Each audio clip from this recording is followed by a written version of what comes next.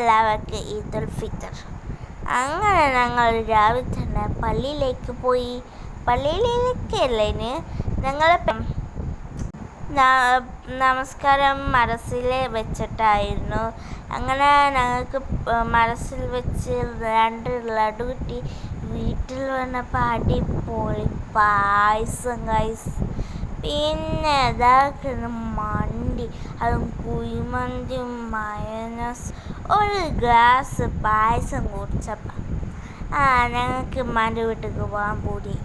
പോയോക്കിയപ്പോഴാ rote മുഴുവനും തിരക്ക്. അതിൻ്റെ അമ്മേ എത്ര നേരമായി. എങ്ങനെയൊക്കെ വീടെത്തി, ഉമ്മാൻ്റെ വീടെത്തി. അങ്ങനെ ഞങ്ങൾ വീട്ടിലേക്ക് കയറും.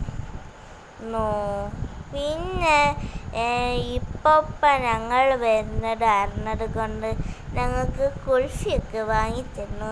പിന്നെ രാത്രി അപ്പോൾ ഞങ്ങൾ ബിരിയാണിയൊക്കെ കഴിച്ച്. അപ്പം ശരി, ചാച്ച.